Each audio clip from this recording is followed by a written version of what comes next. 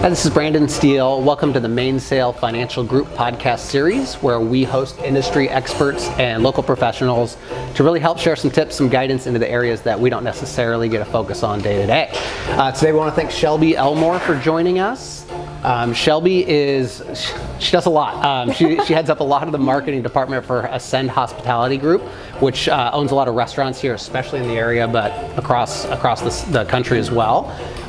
Does a lot on marketing, customer experience, branding, you name it. And she was also in 45 Business Magazine's 30 for 30 this year and actually got the cover, right? Yes. So we are super excited to have Shelby on today and just kind of talk about the state of marketing, how you can maybe carry some things over to personal branding, or if you run a business, how that might translate to you. But before we jump into that, so we're here at Rouge Cocktail Lounge in Bellevue off of Old Main Street here. Can you maybe share why we're here and kind of why this is important to you? Yeah, of course. So obviously working in hospitality, we always like to support other local businesses. And then currently as a hospitality group, we are designing and almost ready to open 3 new concepts. So part of that is always doing research and grabbing inspiration. So I figured, we're doing 3 new cocktail menus right now, so we might as well go try out a new cocktail bar and see if we can grab some inspo. Perfect. Yeah, and obviously, we're here, it's March right now. This will go live in April. But hopefully things are starting to slow down a little bit with COVID. And so maybe I want to start there, because I know you mentioned earlier that you're kind of starting to get back out. Yeah. Can you share just a little bit about maybe let's start with the restaurant industry first, and how that's shifted through COVID, I guess, over the past couple of years? Sure. I think the main thing that shifted is we learned how to do a lot more with a lot less. For a while, we were just in survival mode. It was just one day at a time. How do we keep our doors open? How do we keep as many people staffed as possible? And through that, we actually had to do a lot of innovation. So an example, Ascend Prime here in Bellevue didn't have a true catering or takeout program at all. It's a really experience-based restaurant. So we like to always have the guests in the restaurant to be able to provide that. So we had to figure out how to provide an amazing experience outside the 4 walls that people could enjoy in their homes. Sure. Another one, our famous Dave's Barbecue restaurants. We had to figure out how to serve more people in to-go. We also, as a hospitality group, are really passionate about providing service to the community. And so we started a meal match program where people could donate a meal to any one, hospitals, schools, and we would match every one of those meals. That's cool. So it was just innovation, and it was people stepping into other roles. We had some people who were in sales who were running Expo. Me personally, I was running the pastry line for Mother's Day at Ascend just to get to-go orders out the door. Everyone just figured out how to do a lot more with a lot less.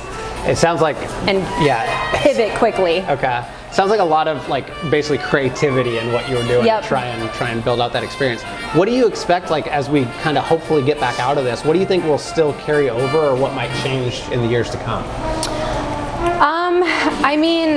I think a lot with COVID has changed. I think that a lot of people in hospitality have, unfortunately gone into other industries. Unfortunately for hospitality, they've had to figure out, hospitality got hit really hard. It was so up and down.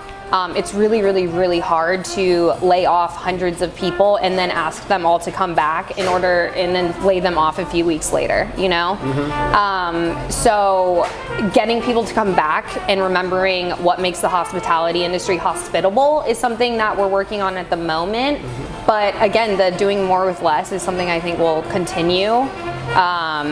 People have been able to, as me included, showcase all these other things. When the pandemic started, I was head of marketing, right? And now we had to create new brands, create new lines of business. And I was fortunate enough by our ownership, when I put my hand up and said, hey, I can build websites, I can do logo branding, I want to try at concepting, they said yes. So, For me personally, being able to take the pandemic and show that I can help the company do more with less has benefited our business and benefited my career. Sure. Let's go down that path, because I think you were telling me before we started recording a little bit about how you got to where you are. Can you maybe talk to that a little bit? Because I think it's very interesting and can I think speak to a lot of folks as far as career progression as well as like personal branding. Sure. Yeah. Well, I think, to preface this, I've always been the type of person where no matter what I did, I was always going to be the best at it, in my opinion, better than myself, I mean. And so I started my marketing career as the first ever women's fitness writer for the sports retailer Finish Line, as their first ever women's fitness writer. And I got that job just by putting myself out there and overcoming fear. And even though I was so incredibly underqualified, no degree in journalism, no degree in, not a lot of experience in copywriting, I put my hand up and I asked for a chance, and they said yes. And so fast forward later, I then become a personal trainer. I have clients, I'm working 6 jobs. I'm literally folding towels at the gym, but I was like, I'm gonna be the best towel folder they've ever seen. And because of that, I was able to make friends with our clients. And then I had a client who I was just talking to him one day after one of my classes, and I was like, I literally get off at the bar at 3 in the morning, and then I have to be at the gym at 5 in the morning, and then I get off at 11, and I'm writing my Finish Line articles, and then I have to go to a photo shoot, and then I have to go to the retail store, and then I have to close the retail store, and then I have to go to a liquor promo. And he gave me an opportunity to basically quit all of those jobs to help him go build this company based off of influencer marketing. So again, super underqualified, but just said, you know what, I can do this, put my hand up and said, give me a chance. And I said, if I'm gonna do it, I'm gonna be the best that I ever can be at it. So I had about 48 hours to pack my suitcases and move to LA for a few months and help build this company. Largely based off of influencer events, because at that time influencer was really new, and the best way to use influencers in marketing was through events. So I got really, really good at throwing events really, really fast. Then I found a gap in traditional marketing where brands thought, they could just pay Kylie Jenner, some free product and then they'd be famous. And that's not really how it works. And influencers have their own personal brand that correlates with the businesses they work with if they're true content creators. And I had to help brands understand that before an influencer would even consider working with them, their brand would need to match their personal brand. And so I basically started a freelance agency to help small brands develop the right assets that they needed to attract influencers, and then would launch their brand with an influencer campaign. So websites, photography, graphic design, marketing, digital, in-person events, etc., whatever they needed.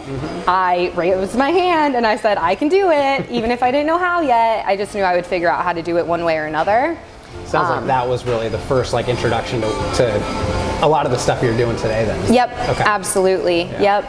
And I did that for a while, and it was really, really, really hard because I had no idea how to position myself, and I knew I really wanted to go work for someone else that could really mentor me. I'll be the first one to say when I don't know how to do something, and there was a lot I still didn't know. And so I went and I seeked out jobs all over the country, and I moved to Seattle with no knowledge of Seattle.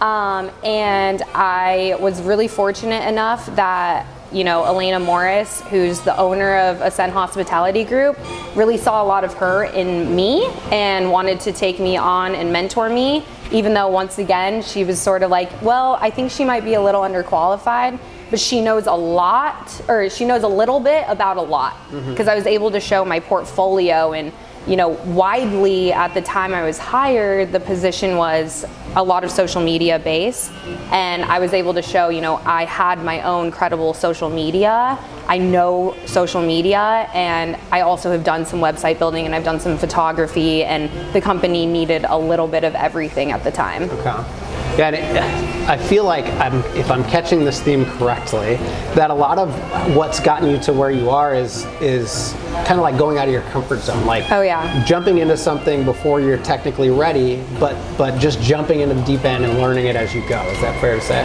Yes, my career has been a lot of resilience. It's been a lot of really low lows and really high highs. It's been a lot of, oh crap, let's just do this and give it everything you have and overcome the fear that goes along with it. I trust myself that even if I don't know how to do something, I trust that I can always figure it out. Yeah. And so I've always taken really big risks, and I've had big rewards because of it. It seems like it's paid off. Yeah. So now here you are, and you're doing a lot of this marketing. Like, it's not just social media; it's marketing, it's branding, it's experience, it's all that. Can you maybe talk to how some of your background and what you're doing today, I guess, ties into like personal branding as well, and what you're doing to make sure that you're, getting exposure and opportunities as well? Absolutely. I think personal branding is really important because it's your credibility. I think it's, we used to look at athletes, musicians, and they would get endorsements, right? And that was them correlating another person's brand to prove their credibility. Mm-hmm. And nowadays we have this amazing thing called social media, where before we even get a brand endorsement or a collaboration, we have the ability to give ourselves credibility for what we're talking about or what we're doing. And it's not just in food, it's every industry. I've seen dentists with large social media followings because they do awesome stuff. I've seen, even servers on TikTok. Like, there's this girl I follow who her whole TikTok is videos of she comes home after shifts and tells stories about funny experiences she had at the dive bar.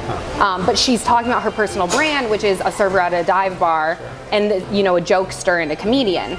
So throughout my career, my personal brand has sort of changed to help make myself credible.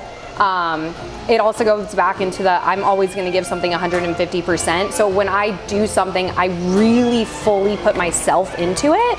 So there was a point where it was fitness. When I was working with Finish Line and a personal trainer, I wanted to be credible, that I knew I was an industry expert in that.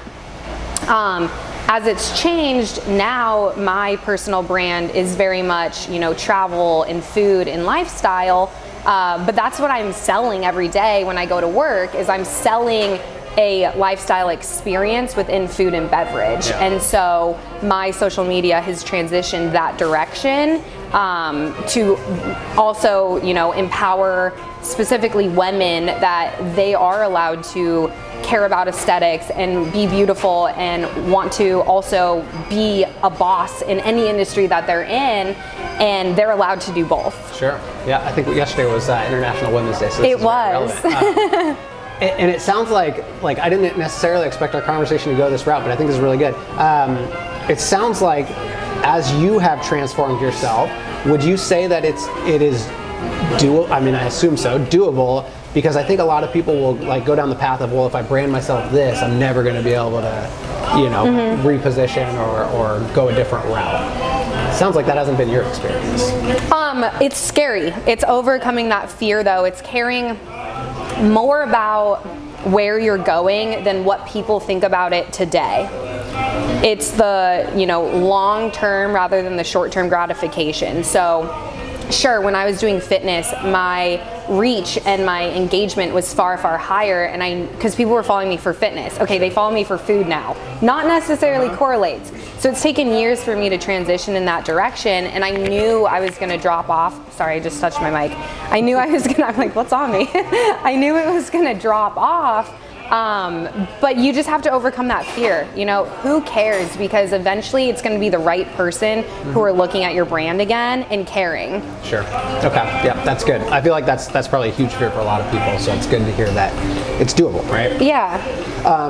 One of the other things that we were talking about before we started here was a little bit about one of what your role has turned into, it sounds like, is literally the customer, the client experience from start to finish. So can you maybe talk a little bit about that, like what that means?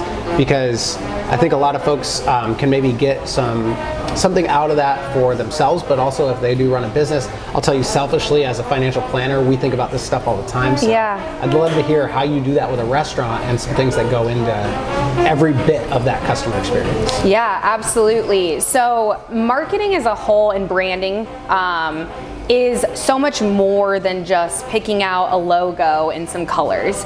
It's really every single touch point of the entire guest experience. So from the moment, and I think this is true of all brands, not just hospitality, but from the moment someone finds out about, we'll use hospitality in restaurants as the example, because I know it the best. I know it better than any other example. So from the moment they find out about your brand, the website, the social media, the photography, the Yelp, the Open Table, to the moment they walk in the restaurant. So what is the music playing? What's the lighting look like? What's it smell like? To the moment they sit down, what's the table? What's the furniture? What do they see? Even if it's subconscious, like in here, we have a black marble table, which is contrasts with a white marble bar backsplash, which contrasts with, like, you know, the tile on the walls and the finish of the furniture. And then it goes down to the menus, the plate presentations, what's on the menu, what does it look like, literally down to what's the pen that you sign out with is an entire guest touch point. The glassware is the same color as the couch. Even if people don't know that it matters to them, they're taking it in and it's making them feel a certain way. Sure. So when you talk about branding, you're creating a personality. You know, a person is going to look a certain way, smell a certain way. They're going to leave people with a certain feeling. Brands and restaurants do the same thing. Sure. Yeah. Yeah. And I think, you know, it's interesting. I feel like it may be hard for some people to maybe correlate the two, but like the way you're introduced, for instance, for Yes. a personal brand, right? Yeah. What you're wearing for a personal brand, how that conversation ends for, like, that's what you're saying as well, Yep. right? Absolutely. Absolutely. So whether it's a restaurant, an experience, a personal brand, like, where do you start? Because that's a lot. Yeah, you know, so it all starts with the vision of where the company's going. So, you know, Elena will come to me and with an opportunity. For instance, we're working on a new steak and sushi concept in Utah, and she'll say, hey, we have this space, here's the demographic of the area, here's what the type of restaurant I want to put in it for it to make sense for the business. And then that's where it starts. And then it goes into a ton of demographic research. It goes into research in the area.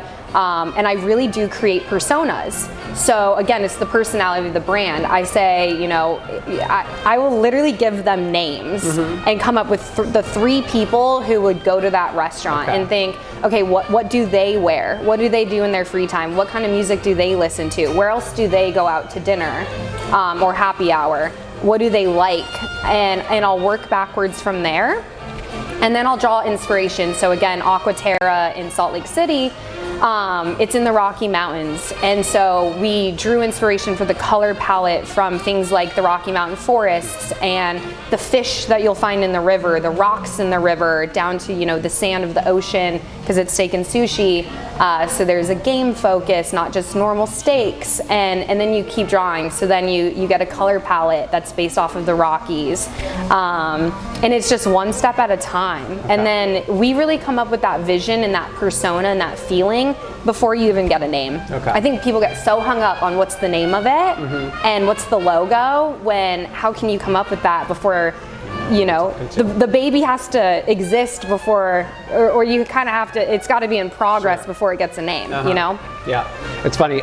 Jen, who is behind the camera right now, always talks to me about that. Like when we're recording something, she'll be like, you know, think of XYZ client, right? And so I hear where you're coming from with that. It's like if you can picture where it's going, it's a little easier to build the rest around it. Right. Okay. Right. Great. Well, I think that's maybe a good place to start wrapping up. Anything else that you want to share on personal branding or just that experience from start to finish? Anything? I think, you know, again, it's just not being afraid. I think fear happens in a lot of places. I think fear prohibits us from starting something, but I think it also prohibits us from finishing something strong. Usually when you get to that 80% is when fear will kick back in, even if you start something and you sort of kind of get cold feet, or you're afraid to totally launch it. You just got to do it. That last 20%, the first 1% and the last 20% will always be the hardest. And you just got to overcome the fear of left foot in front of right. Okay, that's great. And I think maybe the one thing that I'll add as far as a takeaway from this too is, I think a lot of people, like maybe they're working in a W-2 job, like a salaried job, they're just kind of clocking in, clocking out. But regardless of what you're doing, whether you're building a business, whether you're clocking in, clocking out, like the personal brand is there. And if you're not aware of it, right, it's probably not good, right? So if you can take some of these tips and implement that in what you're doing, you don't have to own a business or be in a marketing role to understand the value of personal brand. Absolutely, yeah, and it can open up opportunity. Again, it's creating credibility and value in whatever you're talking about, having a personal brand, because there will be opportunity everywhere, and sometimes it comes to you because someone will correlate with that personal brand, and sometimes you need that personal brand to prove that you know what you're talking about to get that other job. Yep. Okay. That's great. So if somebody does want to follow you, any of our listeners, is there a good place to find you? Yes, of course. So you can find me on LinkedIn, Shelby Elmore. You can also find me on social media, which is at Shelby L. Elmore. And then my personal website is shelbyelmore.com. Awesome. Thanks so much, Shelby. Thank you. Appreciate it. Yeah. And if you have any questions for us, of course, you can always reach out to us directly, info@mainsailfg.com. Thanks again, Shelby, for joining us. It was some good stuff today. Thank you.